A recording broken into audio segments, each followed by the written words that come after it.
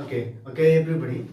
Today we are going to discuss about ozone and ozone layer, ozone layer depletion को बारेमा discuss गर्दैछौँ। आज चाहिँ हामी आजको क्लास हाम्रो यसैको बेसिसमा हुनेछ र आज चाहिँ यसैलाई सुरु गरौँ।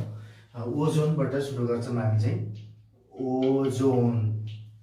नाउ दिस ओजोन भनेको यो ग्यासको नाम हो है, र यो ग्यास चाहिँ हामीले चाहिँ जेनरली अक्सिजनबाट फर्मेसन भएको हुन्छ।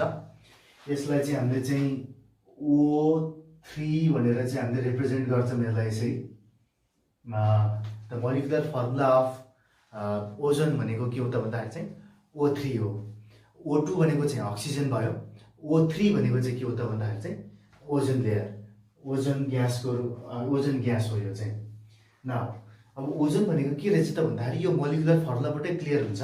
यो भनेको के त भने it is the compound, it is the compound formed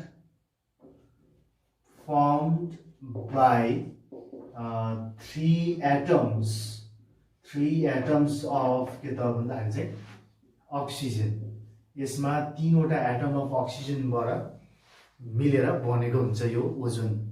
अब यो ओजोनको पनि के छ त भने ozone is specially found in stratosphere.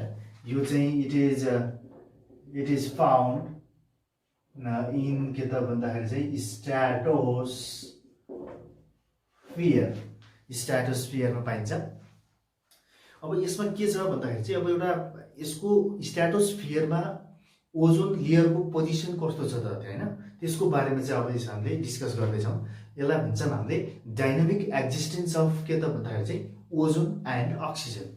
अक्सिजनबाट नै के भएको हुन्छ त भन्दाखेरि चाहिँ ओजोन बनेको हुन्छ, र फेरि ओजोनबाट नै के हुन्छ फेरि भन्दाखेरि चाहिँ अक्सिजनमा पनि कन्भर्ट हुन्छ। र त्यही भएर चाहिँ अक्सिजनबाट ओजोनमा जाने र ओजोनबाट फेरि के त भन्दाखेरि चाहिँ अक्सिजनमा जाने, यो सबै दुईटै कन्भर्जन एकदम के त भने साइमल्टेनियसली एकअर्कामा अल्टरनेटिभली के हुन्छ त भने कन्भर्ट भइरहेको हुन्छ। र त्यसले गर्दाखेरि चाहिँ यो जुन एक्जिस्टेन्स छ, जुन यो ओजोनको स्ट्राटोस्फियरमा जसरी चाहिँ एक्जिस्ट भइरहेछ त्यसको बारेमा चाहिँ हामीले आज डिस्कस गर्दैछौँ। यसलाई हामीले कसरी भन्छौँ त भन्दाखेरि चाहिँ डाइनामिक एक्जिस्टेन्स अफ के त भन्दाखेरि चाहिँ ozone and oxygen in atmosphere भन्न खोजेको स्ट्राटोस्फियरमा भन्न खोजेको। र अब यसमा के छ भन्दाखेरि चाहिँ तिमीले पहिले एउटा कन्सेप्टमा के राख्नु पर्यो भन्दाखेरि चाहिँ ओजोन भनेको अक्सिजनबाट बन्ने हो भनेपछि अक्सिजन जहिले पनि घाम लागेको बेलामा, घाममा के हुन्छ भने युभी रेज आएको हुन्छ, यानि कि अल्ट्राभायोलेट रेडिएसन आएको हुन्छ। त्यो अल्ट्राभायोलेट रेडिएसनको प्रेजेन्समा के हुन्छ त भन्दाखेरि चाहिँ अक्सिजन एटम ब्रेकडाउन भएर चाहिँ के हुन्छ त भन्दा oxygen molecules breakdowns into the के त भन्दाखेरि चाहिँ अक्सिजन एटममा चेन्ज हुन्छ। भन्न खोजेको आज के भयो त भन्दाखेरि यो अक्सिजन मोलिक्युल जुन छ, यो अक्सिजन मोलिक्युल अल्ट्राभायोलेट रेडिएसनको प्रेजेन्समा के हुन्छ त भन्दाखेरि चाहिँ O+O भइदिन्छ। यसको मतलब यो भनेको के हो त भन्दाखेरि चाहिँ यो अक्सिजन एटम हो। यो अक्सिजन एटम भनेको नेसेन्ट अक्सिजन भनेर भन्छौँ। यो नेसेन्ट अक्सिजन भनेको हामीले 9मा पढेको थियौँ, हामीले नेसेन्ट हाइड्रोजन नेसेन्ट अक्सिजन भनेर पढेको थियौँ। यो नेसेन्ट भनेको के त भन्दाखेरि चाहिँ न्युली बर्न हाइड्रोजन भनेर पढेको थियौँ, which is very reactive then molecular hydrogen अथवा मोलिकुलर अक्सिजन भनेर पढेको थियौँ। त्यस्तै नेसेन्ट अक्सिजन भनेको पनि के हुन्छ भन्दाखेरि चाहिँ मोलिकुलर अक्सिजनभन्दा धेरै नै के हुन्छ त भन्दा बढी रिएक्टिभ हुन्छ, यानि कि अनस्टेबल हुन्छ। यसले यहाँबाट के बनायो त भन्दाखेरि चाहिँ नेसेन्ट अक्सिजन बनायो। र यो नेसेन्ट अक्सिजन के हुन्छ त भन्दाखेरि यो दुईटै हाइली के हुन्छ त भन्दाखेरि चाहिँ अनस्टेबल हुन्छ। यो अनस्टेबल भइसकेपछि के हुन्छ त भन्दा यो घाम लागेको बेलामा मात्रै, फेरि घाम लागेको बेलामा एटमोस्फियरमा भएको अक्सिजन यानि कि स्ट्राटोस्फियरमा प्रेजेन्ट भएको अक्सिजन चाहिँ युभी रेजको प्रेजेन्समा के हुन्छ त भन्दाखेरि चाहिँ oxygen molecules split down into the के त भन्दाखेरि चाहिँ oxygen atom, and this oxygen atom are very के त भन्दा unstable and quickly reacts with any other के त भन्दाखेरि चाहिँ अक्सिजन मोलिक्युल्स। अब यो जुन OO छ, जुन अनस्टेबल मोलिक्युल्सहरू छ, अनस्टेबल एटम छ अक्सिजनको, त्यो एटम चाहिँ के हुन्छ त भन्दाखेरि चाहिँ अरू नै कुनै एउटा अक्सिजन मोलिक्युलसँग गएर रियाक्सन गर्छ। भन्न खोजेको यो ओ दुईटै जान्छ जाँदा कुनै एउटा ओ अक्सिजन यो स्ट्राटोस्फियरमा भएको कुनै एउटा अक्सिजनसँग रियाक्सन गर्छ, त्यो पनि के त भने युभी रेजकै प्रेजेन्समा के हुन्छ त भन्दाखेरि चाहिँ O3 भन्छ। Now this O3 is known as what ozone. एउटा कुरो क्लियर भयो, के कुरो क्लियर भयो त यसमा भन्दाखेरि चाहिँ अक्सिजनबाट ओजोन फर्मेसनमा हुन जानको लागि चाहिँ घाम लाग्नै पर्ने हुँदो रहेछ। यानि कि डे टाइममा के हुन्छ त भन्दाखेरि चाहिँ all the oxygen present in the atmosphere will convert into के त भन्दाखेरि चाहिँ ओजोन। तर बट अब यहाँ अलिकति ट्विस्ट के आउँछ त भन्दाखेरि चाहिँ जुन ओजोन आजको दिनमा फर्म भएको हुन्छ, भोलि त्यही ओजोन फेरि के हुन्छ त भन्दाखेरि त्यही घाम लागेको बेलामा डिस्ट्रोय भएर अक्सिजनमा चेन्ज हुन्छ फेरेर। अहिले आजको दिनमा के भयो भन्दाखेरि चाहिँ अक्सिजन इज चेन्जिङ इन्टु के त भन्दाखेरि चाहिँ ओजोन। नाउ भोलिको दिनमा चाहिँ के हुन्छ त भने फेरि त्यही फर्मड भएको ozone will be converted into फेरि के त भन्दाखेरि चाहिँ अक्सिजन हुन्छ। यो के हो त भन्दाखेरि चाहिँ आज बनेको ओजोन भोलि डिस्ट्रोय हुन्छ, भोलि बनेको ओजोन पर्सि डिस्ट्रोय हुन्छ। यो आधा के भइरहेको हुन्छ भने फर्म भइरहेको हुन्छ, अनि आधा चाहिँ के भइरहेको हुन्छ त भन्दा डिस्ट्रोय भइरहेको हुन्छ। हिजोको ओजोन आज डिस्ट्रोय भइरहेको हुन्छ, तर आज चाहिँ नयाँ ओजोन फर्म भइरहेको हुन्छ फेरि।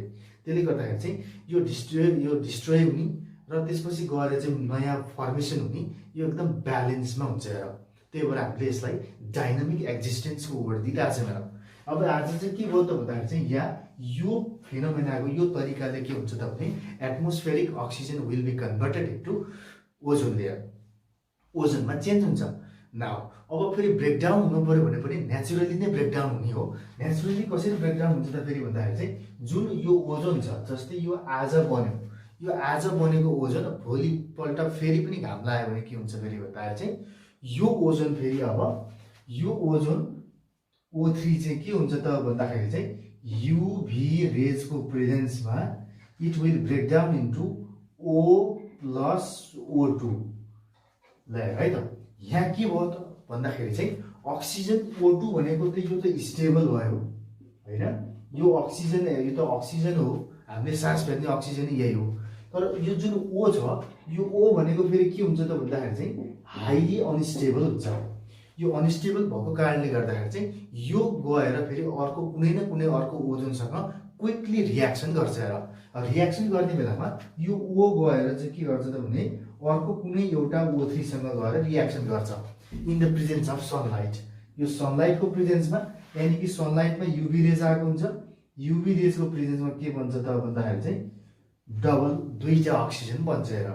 एउटा मोलिक्युल्स अफ ओजोनबाट दुईटा मोलिक्युल्स अफ के बन्छ त भन्दाखेरि चाहिँ अक्सिजन बन्छ। इन दिस वे के हुन्छ त भने यो नेचुरली नै के हुन्छ त फेरि भन्दाखेरि चाहिँ ozone layer will be degrade अथवा डिप्लेट्स इन्टु द के त भन्दाखेरि चाहिँ अक्सिजन एटम, अक्सिजन मोलिक्युल्स। यो अक्सिजन मोलिक्युल्समा आफै चेन्ज हुन्छ। त्यसले गर्दाखेरि चाहिँ आज नेचुरली आफै फर्मेसन पनि भइरहेको हुन्छ, र जहिले पहिल्यैदेखि फर्म भएको जुन ओजोन छ त्यो चाहिँ नेचुरली नै के भइरहेको हुन्छ त भन्दाखेरि चाहिँ डिग्रेडेड भइरहेको हुन्छ। बाई दिस वे नेचुरली नै के भएको छ त भन्दाखेरि चाहिँ अक्सिजन र ओजोनको एउटा डाइनामिक एक्जिस्टेन्स स्ट्राटोस्फियरमा पाइन्छ।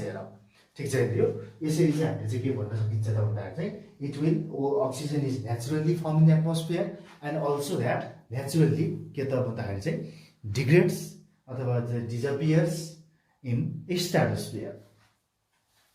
अब यो त ठिकै थियो, केही थिएन यसमा, समस्या केही पनि थिएन, नेचुरली भएको थियो, नेचुरली डिग्रेड भएको थियो, यसको समस्या हाम्रो होइन। यो चाहिँ हाम्रो जस्ट स्ट्राटोस्फियरमा एउटा लेयर बनाएर यसरी चाहिँ बस्या भनेर भन्न मात्रै खोज्यौँ। हाम्रो समस्या त के हो भन्दाखेरि चाहिँ ओजोन लेयर डिप्लेसन। नयाँ टपिक आयो अब यसमा चाहिँ ओजोन लेयर डिप्लेसन। यो सबैभन्दा ठुलो समस्याको कुरा हो। ओजोन लेयर डिप्लेसन भनेको के हो त भन्दाखेरि चाहिँ it is the process of thinning of ozone layer. जुन ओजोन छ, ओजोन लेयर चाहिँ के हुने त भने थिन हुँदै जाने। त it is the process of thinning of ozone layer in stratosphere due to the over use of CFCs, यानि कि क्लोरोफ्लोरोकार्बन भन्ने एउटा ग्यास हुन्छ। त्यो क्लोरोफ्लोरोकार्बनको युज बढी भएर र other some of the green house gases र ग्रिनहाउस ग्यासेसहरूको बढी युज भएको कारणले गर्दाखेरि चाहिँ के हुन्छ त भन्दाखेरि चाहिँ स्ट्राटोस्फियरमा प्रेजेन्ट भएको ओजोन लेयर बिस्तारै थिन हुँदै हुँदै हुँदै हुँदै जाने प्रोसेसलाई के भन्छ त भन्दाखेरि चाहिँ ओजोन लेयर डिप्लेसन भनेर भन्छ। यो भनेको के हो त भन्दाखेरि चाहिँ थिनिङ अफ के त भन्दाखेरि चाहिँ ओजोन लेयर हैन ड्यू टु के त भन्दाखेरि चाहिँ ओभरयुज अफ के त भने CFCs हैन एन्ड ग्रीन हाउस ग्यासेस हैन। यसलाई चाहिँ हामीले के भन्छौँ त भन्दाखेरि चाहिँ ओजोन लेयर डिप्लेसन भनेर भन्छौँ। अब यो CFCs भनेको के त भन्दाखेरि क्लोरोफ्लोरोकार्बन भनेर भन्छ। अब यो क्लोरोफ्लोरोकार्बन भनेको चाहिँ कस्तो कुरा हो त भन्ने कुरो चाहिँ यसको बारेमा पहिला डिस्कस गरौँ। यसलाई हामीले यो CFCs भनेको त एउटा सर्ट फर्म हो। CFCs भनेको यसलाई क्लोरो अनि फ्लोरोकार्बन भनेर भन्छ। यो यस भनेको केही पनि हैन, यसको एउटा प्लुरल फर्म मात्रै हो। यो चाहिँ अब यसको मोलिकुलर फर्मुला चाहिँ के हुन्छ त भने CF2Cl2 हुन्छ। यो त यसको त के हो त भने सर्ट फर्म मात्रै हो। क्लोरोफ्लोरोकार्बनको सर्ट फर्म भनेको CFCs हो, बट मोलिकुलर फर्मुला भनेको चाहिँ CF2Cl2 हुन्छ। अब यो क्लोरोफ्लोरोकार्बन भनेको एउटा यस्तो इम्पोर्टेन्ट ग्यास हो जो मान्छेले आफैले बनाएको। यो आर्टिफिसियल ग्यास हो, यो नेचुरली पाइने कुरा होइन। यो हामीको आर्टिफिसियल ग्यास हो है। यो बेसिकली कहाँ पाइन्छ त भन्दाखेरि चाहिँ यो रेफ्रिजरेटरहरूमा हैन, रेफ्रिजरेटरमा अनि एयर कन्डिसनहरूमा पाइन्छ। यो एयर कन्डिसनहरूले रेफ्रिजरेटरहरूले निकाल्छ यो, अनि त्यसपछि कारहरूको प्लेनहरूमा अनि अफिसहरूमा विशेष गरी जुन राखेको एसीहरू हुन्छ त्यो एसीबाट चाहिँ यस्तो हार्मफुल, अब हाम्रो लागि त हार्मफुल होइन यो CFC, तर यो CFC ग्यास त्यहाँबाट निस्किन्छ र यस्तो खालको ग्यास चाहिँ के हो त भन्दाखेरि चाहिँ ओजोनको लागि धेरैभन्दा धेरै नै खतरा हुन्छ। फेरि यो चाहिँ के हो त भन्दाखेरि चाहिँ अब यो इम्पोर्टेन्ट ग्यासले हाम्रो लाइफमा चाहिँ धेरै ठुलो चेन्ज पनि लिएर आएको छ, सजिलो पनि बनाएको छ। हेर, जुन कन्ट्री एकदम बढी गर्मी छ, दुबई कतारतिर गयो भने हरेक अफिसमा हरेक घरमा उनीहरूको एसी फिटेड भएको हुन्छ।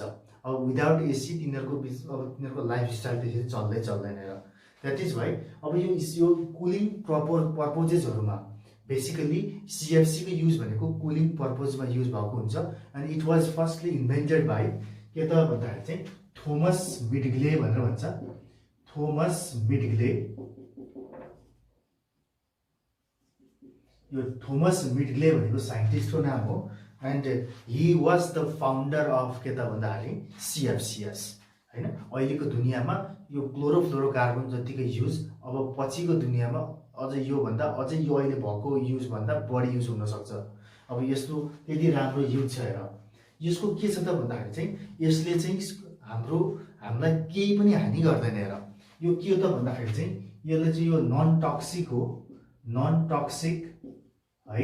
अनि त्यसपछि गएर चाहिँ नन इन्फ्लामेबल हैन, र हाम्रो चाहिँ हेल्थलाई केही पनि असर गर्दैन। अनि त्यसपछि गएर चाहिँ चिप, सस्तो पनि छ।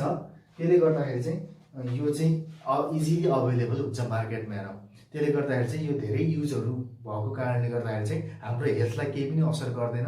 हाम्रो रेस्पिरेटरी सिस्टमलाई, हाम्रो बडी हेल्थलाई केही असर नगर्ने भएको भएर यो एकदम हाइली युज भएर बसिरहेको छ। बट यसको के छ कुरो यहाँ भन्दाखेरि चाहिँ यो ओभर युज अफ CFCले चाहिँ के गरिरहेछ त भन्दाखेरि चाहिँ ओजोनलाई चाहिँ एकदमै नराम्रोसँग डिग्रेड गरिरहेछ। हेर, अब how use of CFC degrades the के त भन्दाखेरि चाहिँ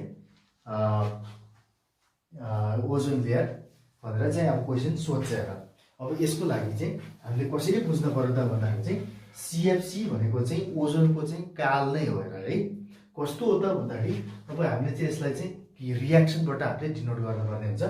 रियाक्सन हाम्रो के छ त भने CF2Cl2 है त। जब कुनै पनि गाडीबाट, कुनै पनि अफिसबाट, कुनै पनि घरबाट जब तिमीले एसी चलाउँछौ, फ्रिज चलाउँछौ, चलाउने बित्तिकै त्यहाँबाट के निस्किन्छ त भन्दाखेरि चाहिँ क्लोरोफ्लोरोकार्बन यानि कि CFCs माथि आकाशमा जान्छ।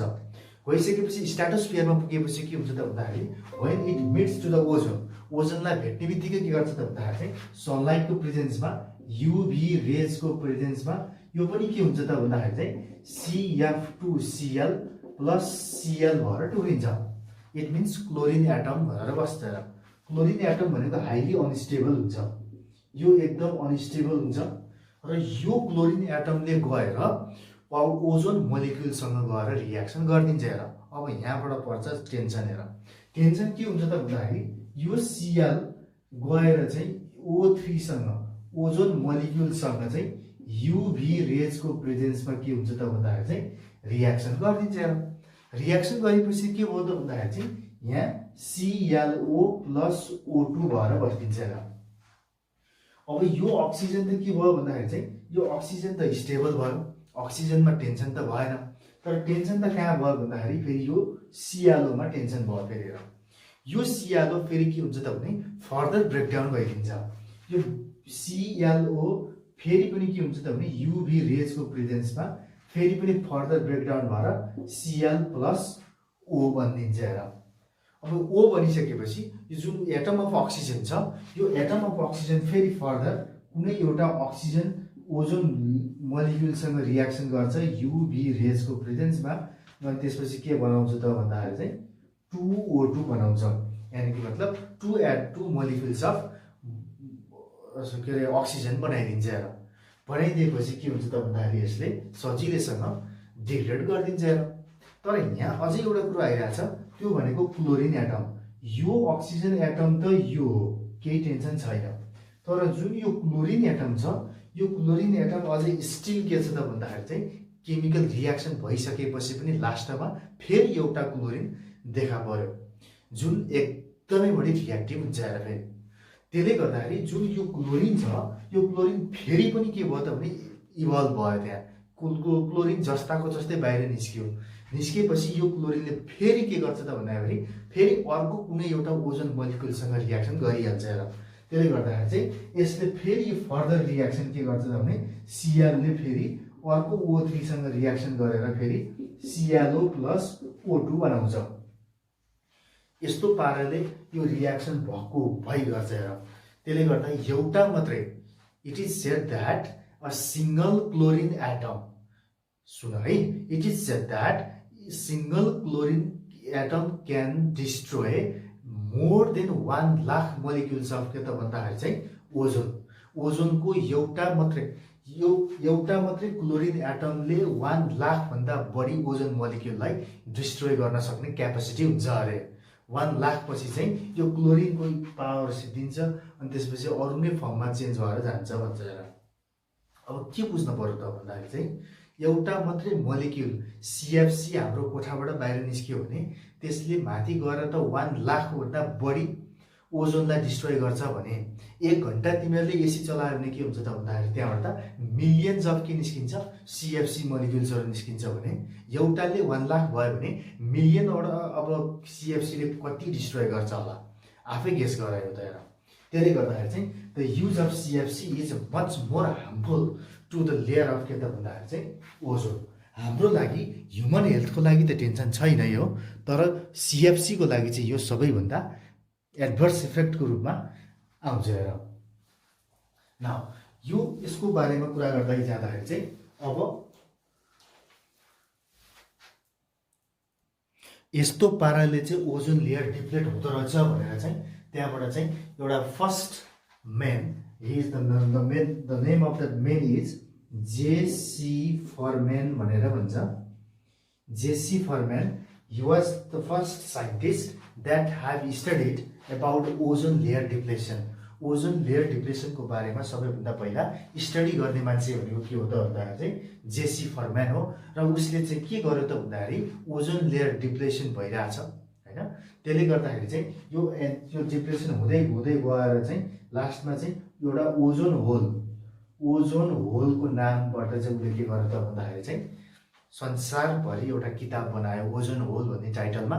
र उसले चाहिँ त्यहाँबाट चाहिँ ओजोन भन्ने छ स्ट्राटोस्फियरमा र यो युज अफ CFC को कारणले गर्दाखेरि चाहिँ ओजोन लेयर डिप्लेट भइरहेछ। र डिप्लेट भइसकेपछि पनि त्यहाँ अझ एन्टार्क्टिकामा बेसिकली एन्टार्क्टिकामा चाहिँ माथि स्काईमा चाहिँ ठुलो ओजोन होल बनेको छ, ओजोन सबै थिन भएर ओजोन सिद्धिएर त्यहाँ ठुलो ओजोनमा पुवाल परेको छ र त्यो पुवालबाट के भइरहेछ त भन्दाखेरि सनबाट आएको हार्मफुल अल्ट्राभायोलेट रेडिएसन अर्थमा इन्टर भइरहेछ भनेर चाहिँ उसले यो सबैभन्दा पहिला जेसी फर्म्यानले यो कन्सेप्ट दियो। हेर, दिइसकेपछि बल्ल त्यहाँबाट अरू सबै मान्छेहरूलाई थाहा भयो कि यो युज अफ सिएफसी भनेको हाम्रो हेल्थको लागि खराब नभए पनि एक्जिस्टेन्स यो स्ट्राटोस्फियरमा भएको एक्जिस्टेन्ट भएको ओजोनलाई चाहिँ त्यसले के गर्दो रहेछ त भन्दाखेरि चाहिँ एफेक्ट गरेको रहेछ भनेर थाहा भयो। ल अब यसैको टपिकमा अब हामी अझै फर्दर जाउँ के त भन्दाखेरि चाहिँ अब ओजोन लेयर डिप्लेसन भयो भने के हुन्छ त। Now what are the effects of ozone layer depletion. अब यसमा जाउँ, ओजोन लेयर डिप्लेसन हुनु भनेको इफेक्ट्स, यसको इफेक्ट्स भनेको सबैभन्दा पहिलो इफेक्ट्स भनेको हेल्थमा, ह्युमन हेल्थको कुरा गरौँ। ह्युमन हेल्थ सबैभन्दा पहिला त के त भन्दाखेरि चाहिँ स्किन इन्फेक्सन, हाम्रो स्किन इन्फेक्सन हुन्छ। यो घाममा त्यो अल्ट्राभायोलेट रेडिएसन छिरेको घाममा हामी पऱ्यो भने सबैभन्दा पहिला स्किनमै पर्छ के अरे। स्किनमा पऱ्यो भने स्किनमा र्यासेस आउने, स्किन इन्फेक्सन हुने, चिलाउने, खटिरा हुने, यस्तो खालको हुन्छ। अर्को भनेको आई डिजिज। आई डिजिज अब घाममा आँखा हेर्न हुँदैन, आँखामा यदि रेडिएसन पऱ्यो भने त्यो अल्ट्राभायोलेट रेडिएसनले आँखा ड्यामेज गरिदिन सक्छ। अर्को भनेको के त भन्दाखेरि क्यान्सर, अर्को क्यान्सर हुने होइन। अनि अर्को चाहिँ लस अफ के त भन्दाखेरि चाहिँ इम्युन सिस्टम, हाम्रो बडीको रोगसँग लड्ने क्षमता भनेर इम्युन सिस्टममा भन्छ, त्यो इम्युन सिस्टम पनि लस हुन्छ।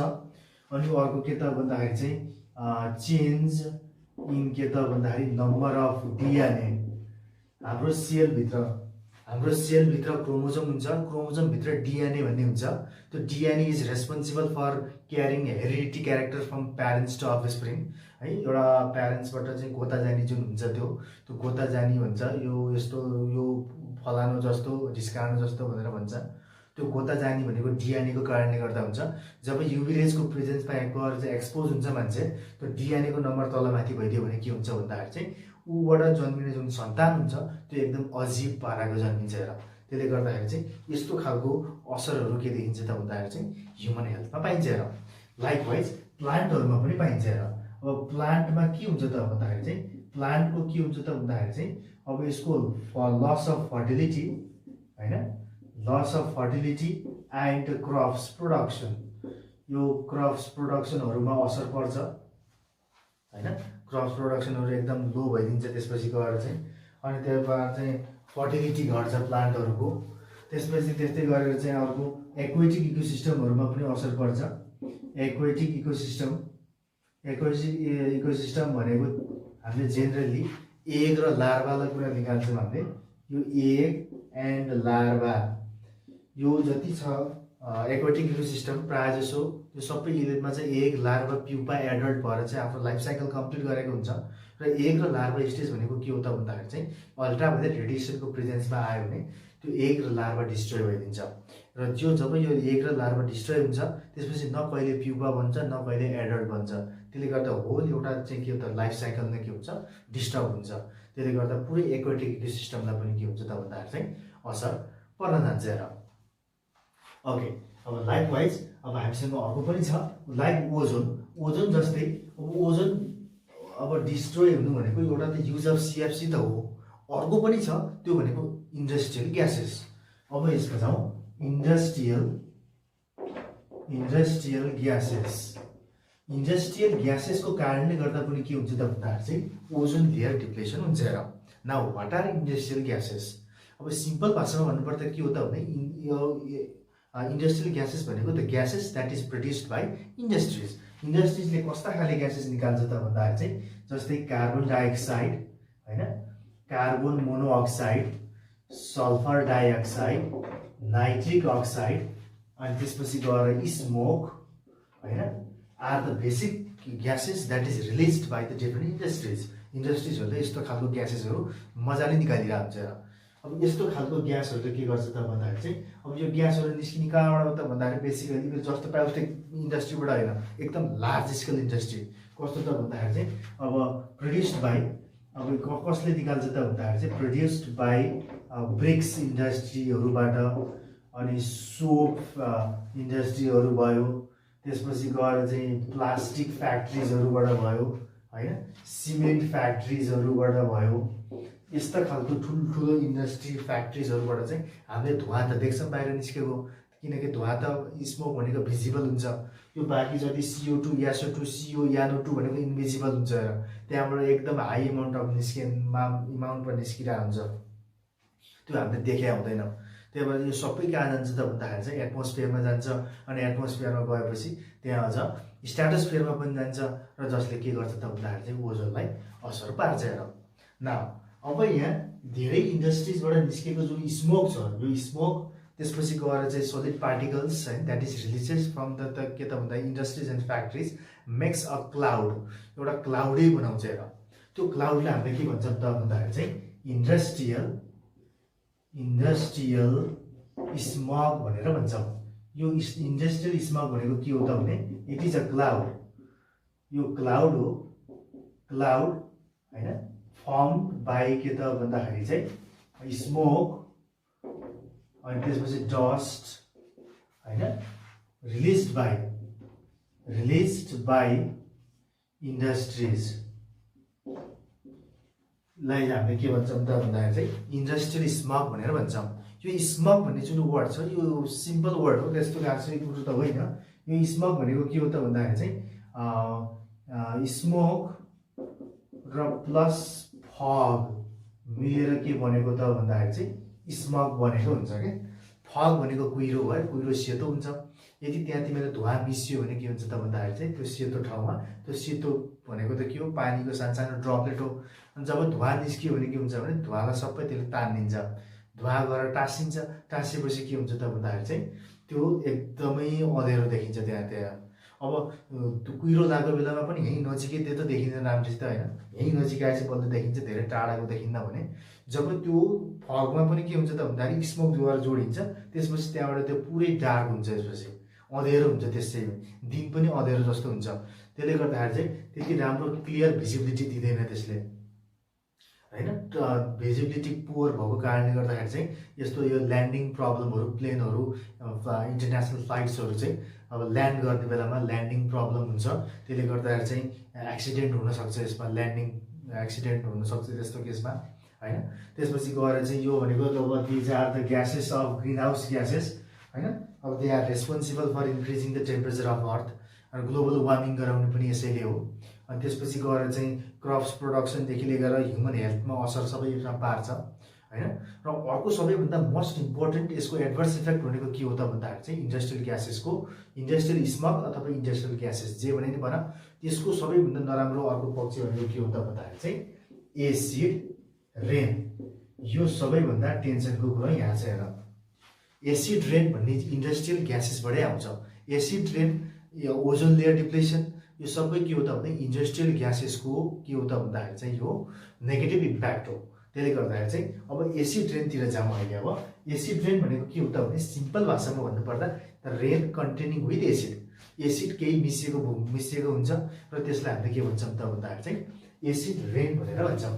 बेसिकली एसिड रेन भन्ने बित्तिकै के त भन्दाखेरि चाहिँ अब यसले चाहिँ रेसिडमा कस्तो खालको हुन्छ त भन्दाखेरि चाहिँ अब एसिड रेनमा तिमीहरूको अब यो इन्डस्ट्रिजहरू भयो होइन, फ्याक्ट्रिज, अब धेरै कुराहरू हुनसक्छ, यहाँ घरहरू हुनसक्छ, यहाँ माथि बादल हुन्छ होइन।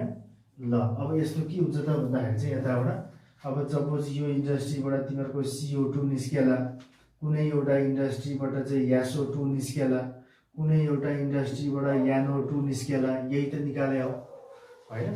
यो सबै ग्यासहरू निस्किन्छ सबै इन्डस्ट्रीबाट। सबै यो भारतले तिनटै ग्यास निस्किन्छ भन्न खोजेको होइन, फरक इन्डस्ट्रीबाट फरक ग्यास निस्केला। त्यो निस्कियो भने के हुन्छ त भन्दाखेरि चाहिँ माथि त्यो क्लाउड छ, यो क्लाउड भनेको के हो र, यो क्लाउड भनेको त के हो र H2O त हो, सानो ड्रपलेटहरू माथि फ्लोटिङ भइरहेको। यसको मतलब यहाँ माथि H2O छ, यहाँ पुरै के छ त भन्दाखेरि चाहिँ H2O छ। अब यहाँबाट इन्डस्ट्रिजहरूले होइन भेहिकल्सहरूले रिलिज गरेको जुन ग्यासेस छ यो सबै यो तीनटा ग्यासेस कहाँ जान्छ त भन्दाखेरि चाहिँ क्लाउडमा जान्छ। क्लाउडमा गएपछि के हुन्छ त भने यो CO2 के हुन्छ त भने यो H2O सँग रियाक्सन गरेर के बन्छ त भन्दाखेरि चाहिँ H2CO3 बन्छ। यसलाई हामीले कार्बोनिक एसिड भनेर भनेको थियौँ। यो कार्बोनिक एसिड बेसिकली कोकमा हाले हुन्छ भनेर भनेको थियौँ, त्यही भएर कोक मिठो भएको भनेर सोधेको थिएँ। मैले तिमीलाई भनिरहेको थिएँ पहिलेदेखि नै यो कोकमा हालेको एसिड यही नै हो। र यस्तो खालको एसिड बादलमा गएर बन्छ हेर। अनि त्यसपछि गएर चाहिँ यो मात्रै होइन, कुनै कुनै इन्डस्ट्रीले के निकालेको हुन्छ SO2 सल्फर डाइअक्साइड निकालेको हुन्छ। यो सल्फर डाइअक्साइड जब H2O सँग रियाक्सन हुन्छ SO2 प्लस H2O बनेर के बन्छ त भन्दाखेरि चाहिँ H2SO4 बन्छ। यो H2SO4 भनेको के हो त भन्दाखेरि चाहिँ sulphuric acid which is very very much dangerous. एकदम यो कडा एसिड हुन्छ। यस्तो खाले एसिड यो ल्याबमा युज गर्ने एसिड हो। त्यस्तै गरेर चाहिँ के त भने नाइट्रिक एसिड, यो नाइट्रिक एसिड के हुन्छ त भन्दाखेरि चाहिँ H2O सँग nitrogen dioxide NO2 plus H2O सँग रियाक्सन गरेर के हुन्छ त भन्दाखेरि चाहिँ HNO3 बनाउँछ। यसलाई हामीले नाइट्रिक एसिड भनेर भन्छौँ। नाइट्रिक एसिड पनि एउटा ल्याबको एकदम कडा एसिड हो। यस्तो खालको कार्बोनिक एसिड होइन, सल्फ्युरिक एसिड, त्यसपछि गएर नाइट्रिक एसिड जस्तो खालको एसिडको बादल बन्छ। अनि त्यहाँ जहाँ बादल हुन्छ पानी पनि त वहीँ पर्छ त। पानी पर्न थाल्यो, पानी यसरी पर्ने बित्तिकै के हुन्छ त भन्दाखेरि अब यसरी चाहिँ अब यो एसिड फल हुन्छ। यसलाई अब यो रेनमा एसिड मिसिया छ, त्यही भएर एसिड मिसिएको रेनफललाई हामी के भन्छौँ त भन्दाखेरि चाहिँ एसिड रेन भनेर भन्छौँ। र this acid rain especially contain 3 types of acids. त्यो एसिड्स भनेको के हो त भन्दाखेरि चाहिँ कार्बोनिक एसिड, सल्फ्युरिक एसिड र त्यसपछि नाइट्रिक एसिडको के हुन्छ त सिधै फल हुन्छ। त्यो फल हुने बित्तिकै के हुन्छ त भन्दाखेरि चाहिँ त्यहाँबाट चाहिँ अब कपडाको कलर चेन्ज हुने, घरको कलर चेन्ज हुने होइन, मोनुमेन्ट्स स्ट्याच्युजहरूको कलर चेन्ज हुने, त्यसपछि गएर यो डिस्कलर हुने त एउटा कमन चिज भइहाल्यो। अर्को के हुन्छ त भन्दाखेरि चाहिँ प्लान्टको लाइफलाई असर पर्छ, प्लान्टहरूको प्रोडक्सन घट्छ, प्लान्टहरू मर्ने काम हुन्छ, मर्छ फेरि त्यहाँ होइन। त्यसपछि गएर चाहिँ हाम्रो के हुन्छ त भन्दाखेरि चाहिँ कुनै पनि क्रप्स प्रोडक्सन राम्रो हुनको लागि सोइल फर्टिलिटीको जरुरत पर्छ। फर्टाइल सोइल हुनको लागि एसिड बेस एन्ड साल्टको मात्रा एकदम सही हुनुपर्छ। जब एसिड रेन हुन्छ, एसिड रेन हुने बित्तिकै सोइलमा एसिडिटी बढी हुन्छ। एसिडिटी बढी हुने बित्तिकै क्रप्स प्रोडक्सन स्वात्तै घट्छ फेरि हेर। अर्को त्यस्तै गरेर चाहिँ के हुन्छ भन्दाखेरि चाहिँ रेनफल त्यस्तो खालको भयो भने एसिड रेन वाटर, जुन रेन वाटर छ एसिड वाटर होइन, त्यो कहाँ जान्छ त भन्दाखेरि आखिर अब रिभर्समा लेकमा गएर चाहिँ कन्टामिनेटेड हुने हो। कन्टामिनेसन हुने बित्तिकै के हुन्छ त भन्दाखेरि चाहिँ त्यहाँभित्र फेरि एक्वेटिक लाइफ हुन्छ। त्यो एक्वेटिक लाइफमा फेरि के हुन्छ त भन्दाखेरि चाहिँ डाइरेक्टली असर पर्न थाल्छ। So this all are the very things are the adverse effect of के त भन्दाखेरि चाहिँ एसिड रेन। र जति एसिड रेनको बारेमा कुरा गरेँ, जति ओजोन लेयर डिप्लेसनको बारेमा कुरा गरेँ, यो सबै due to the cause of what industrial gases. अब ओजोन लेयर होइन, अब यहाँ सबै कुरो के हो त भने एसिड रेन जोगाउनु पर्यो भने, त्यसपछि त्यहाँबाट ओजोन लेयर डिप्लेसनलाई जोगाउनु पर्यो भने सबैभन्दा पहिला के गर्नु पर्यो त भने the use of CFC must be banned. यो ब्यान्ड नै गर्नुपर्छ, कुनै अर्को यसको कुनै अप्सनै छैन। अर्को भनेको के हो त भन्दाखेरि चाहिँ इन्डस्ट्रिज भेहिकल्सहरू सबै जति चाहिँ त्यो के अरे फ्युलबाट युज हुन्छ, यो सबै के हो त भन्दाखेरि चाहिँ इलेक्ट्रिसिटीबाट युज गराउन पर्यो ताकि हार्मफुल ग्यासेसहरू प्रड्युस नहोस्। अनि अर्को कुरो चाहिँ के त भने ओजोन लेयर डिप्लेसन, इन्डस्ट्रियल ग्यासेसको बारेमा हार्मफुल इफेक्टहरू चाहिँ पिपुलहरूलाई अवेरनेस जगाउनु पर्यो। यो सबै गरेपछि मात्रै के हुन्छ त भन्दाखेरि चाहिँ यसलाई टोटली कन्ट्रोल त गर्न सकिँदैन, but it can be minimized होइन त। ओके, आजको लागि हामी यति नै गरौँ।